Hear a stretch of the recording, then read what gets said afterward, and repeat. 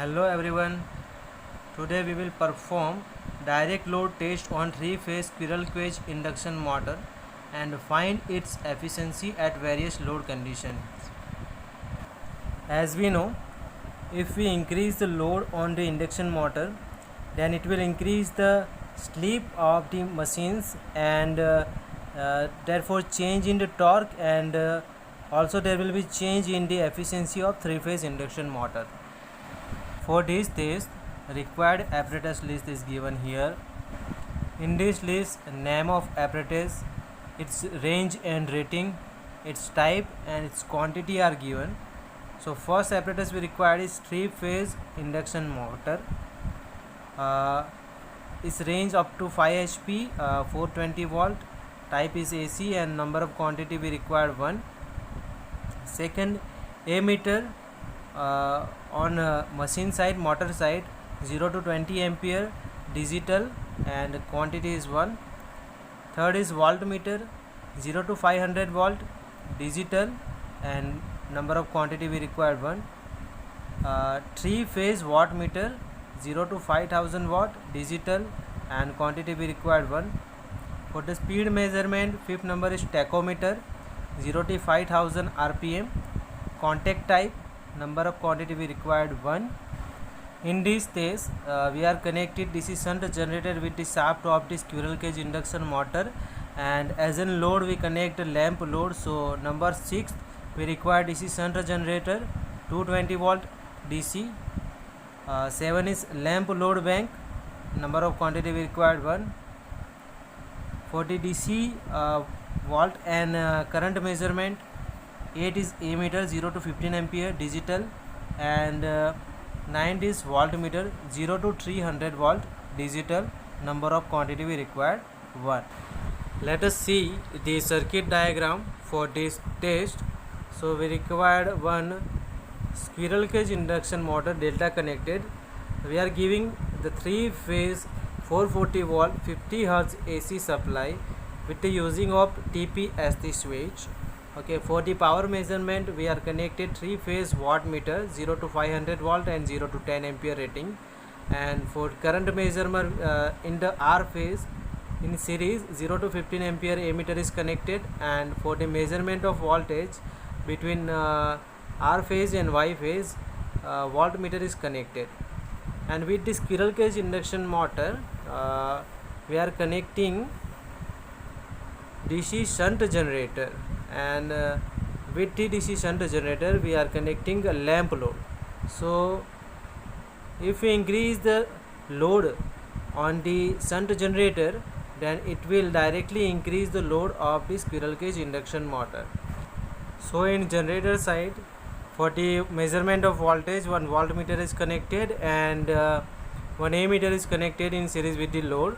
So we can take a reading from the voltmeter and ammeter, VG and IG respectively.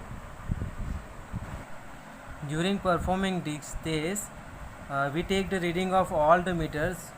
So from the motor side we take reading of line voltage, line current and power from the wattmeter, and for generator side we take reading of output voltage VG, output current IG, and also we measure the speed of the squirrel cage induction motor with the help of tachometer.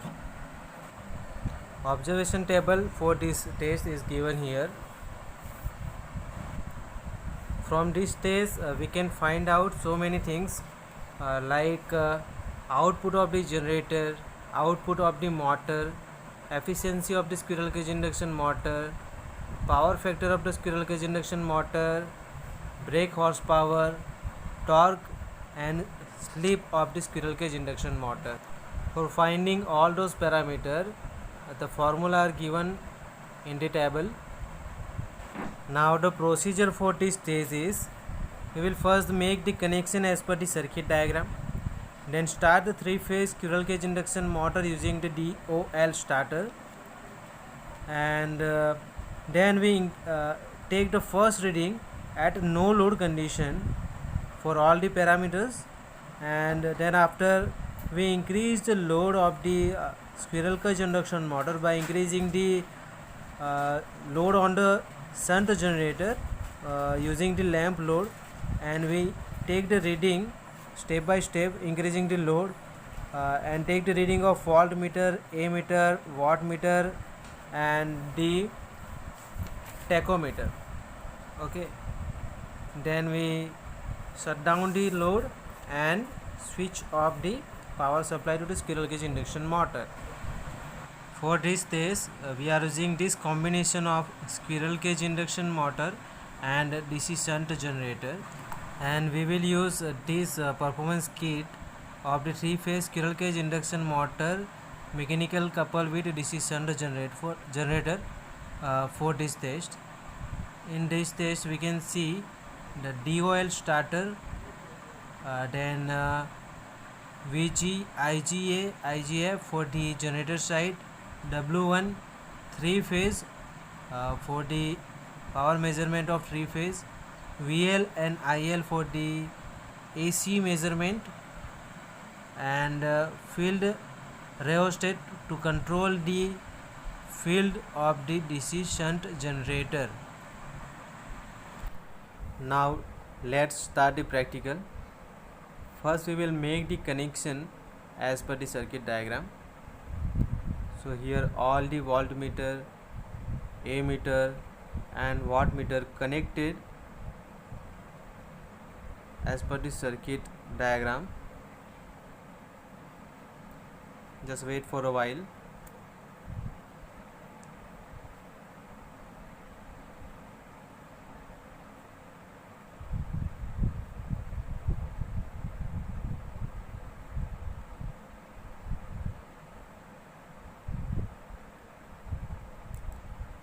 Also connect the load, lamp load bank with the generator. Now switch on the power supply. Start the motor with the help of DOL starter. Note down the reading of VG, IG, VL, IL and W1.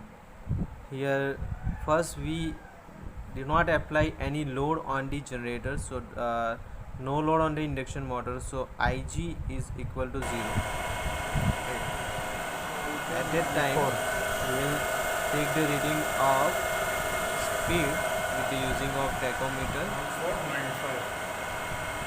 1495. Okay, load on करिए. Now increase the load. Load on कीजिए. And take all those readings, VG, 88, IG, VL, 25, IL and W1. 0.85, 225, current check 0.80, 1, 2.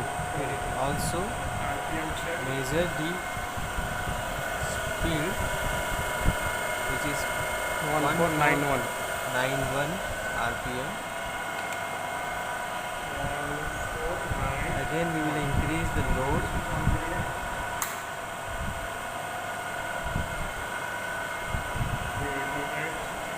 Again we noted down all the readings. Here we connected IGF instead of IGA because IGA is not working properly, so for the measurement of generator current we connected IG. 1488. Okay. Noted down the tachometer reading. Again increase the load.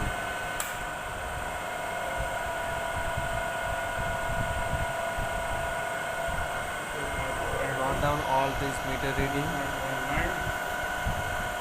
216, 2.34, RPM check. Measure the speed. 1486. 1486. Again increase the load. 5. Okay, this is all.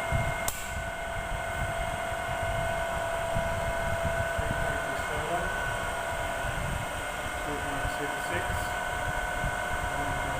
1.34, Measure all these parameters. You can see W1 is increasing 0.07, and IL also increasing. RPM check. and speed is 1482. decreasing 14831. We are taking almost 8 reading for this practical. Increase the load. Again take the reading of VG, IG, W1, VL and IL.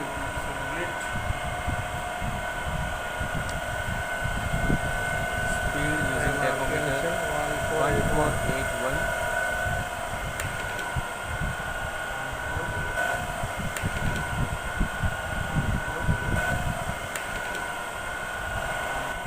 Increase the load. Take all those reading.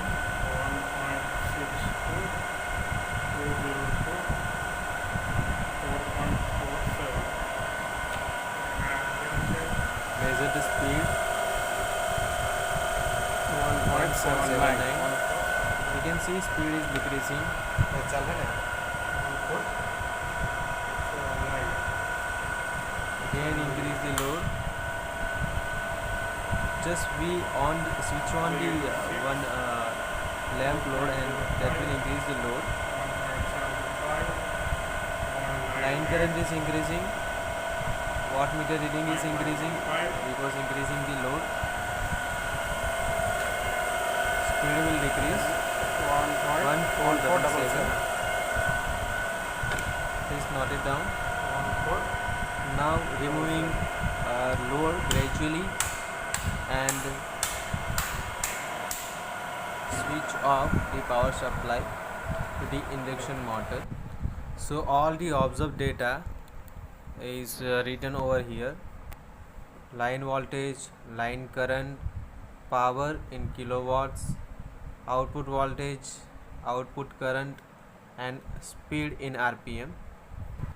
So we have taken 8 reading for the different load. First reading was for the no load condition where we not apply any load on the squirrel cage induction motor. So now we have to calculate first output of the generator, which is equal to VG into I, that is recorded on the observation table. First we will calculate output of the generator, which is equal to VG into IG. I am showing two calculation for that. So first VG equal to 229 and at that time no load, so current is 0, so output of the generator is 0. And for the second reading, VG equal to 225 and IG equal to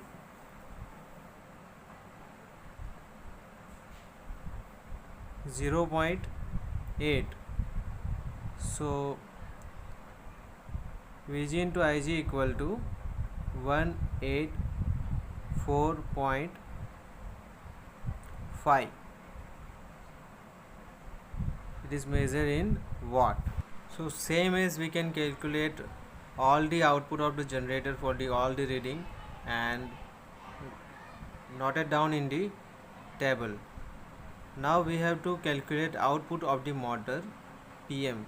In this equation, PM equal to P minus PC minus 3 IA square RA and multiplied by 1 minus S. So slip is we required. So we have to calculate first slip. So for the slip, we know the formula S equal to NS minus N divided by NS. So for NS equal to, for the 4-pole machine, 1500 minus first reading of the test is 1495 divided by 1500, which is equal to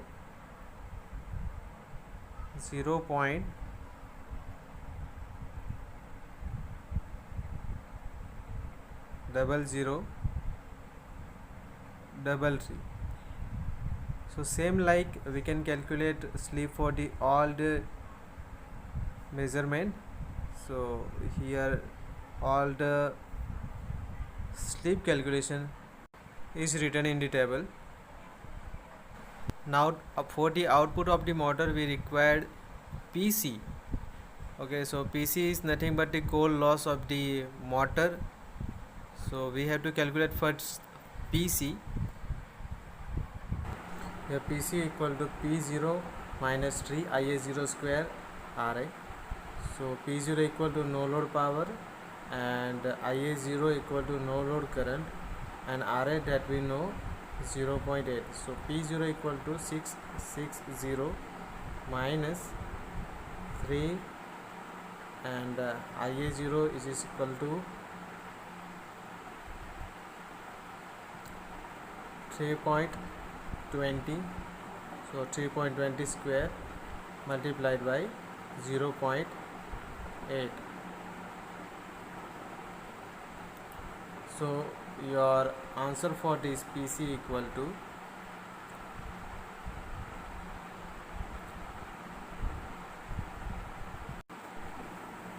635.424 watt.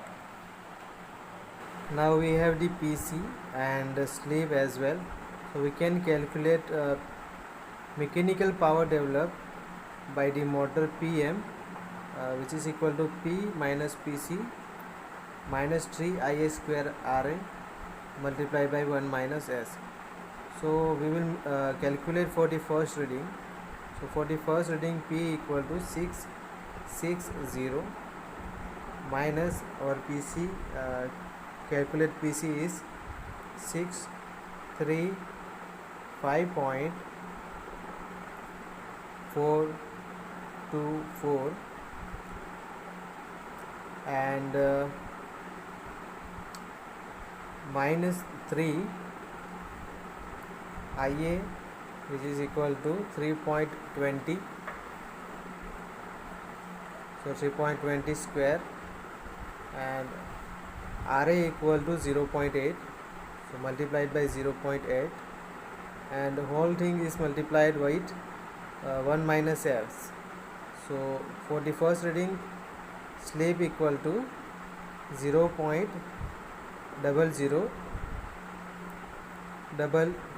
So 1 minus 0.0033. So your answer for the mechanical power developed at no load condition, PM equal to 24.49. So mechanical power developed equal to 24.49. So same as we can calculate for the all the measurement, and that all the calculations are here shown in the table.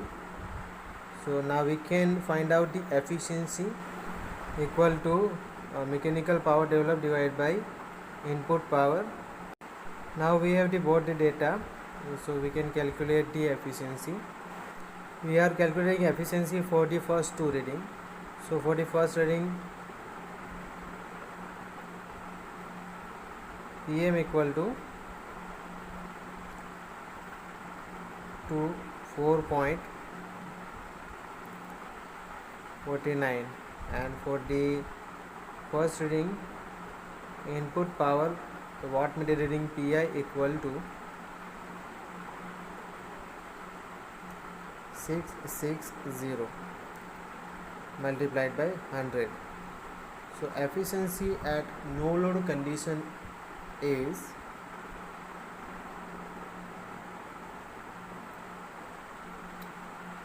3.7%. So in no load condition, only efficiency is only at 3.7%. Now we have to calculate for the second reading also. So efficiency for the second reading, the second reading mechanical power developed PM equal to 187.77 divided by the wattmeter reading for the second measurement is PI equal to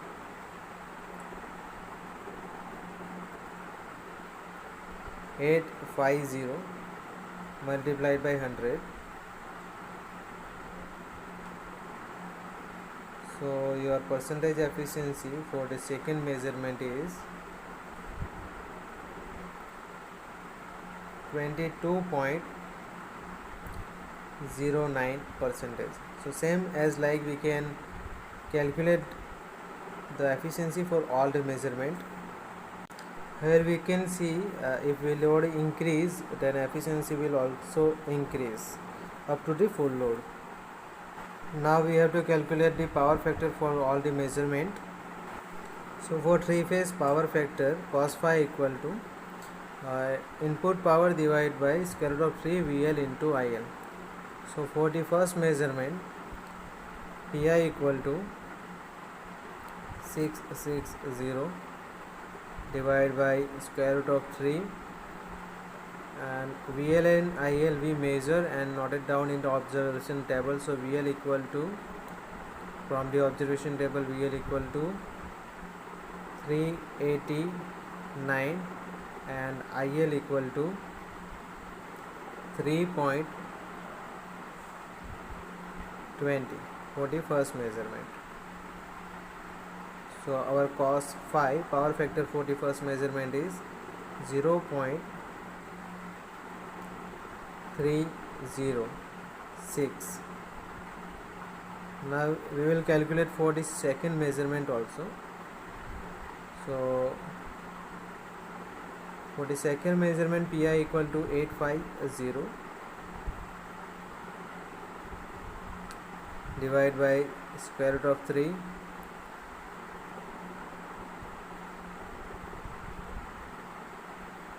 VL equal to, for the second measurement, 388, and the current reading is 3.27. So power factor for the second measurement is 0.386. So we can calculate all for the all measurement. So here we can see that the power factor is increasing by increasing the load up to the full load.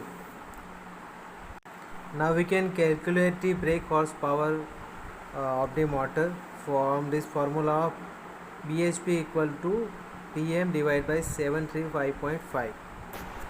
So bhp for the first measurement is bhp equal to pm divided by 735.5, and pm we calculated 24.49 divided by 735.5. So your answer is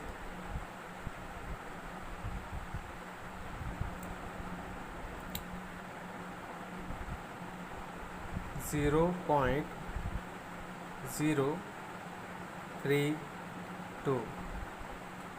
Okay, so same as we can calculate for the all the measurement, all the readings, and lastly we have to calculate torque.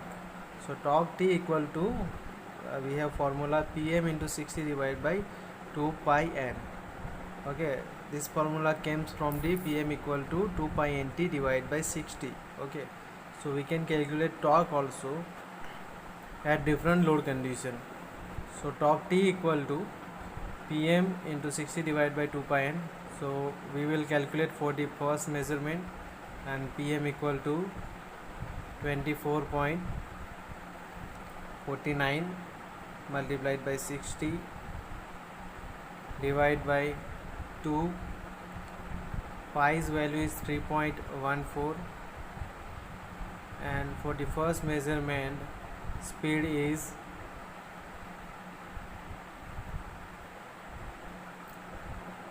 1495. So your torque is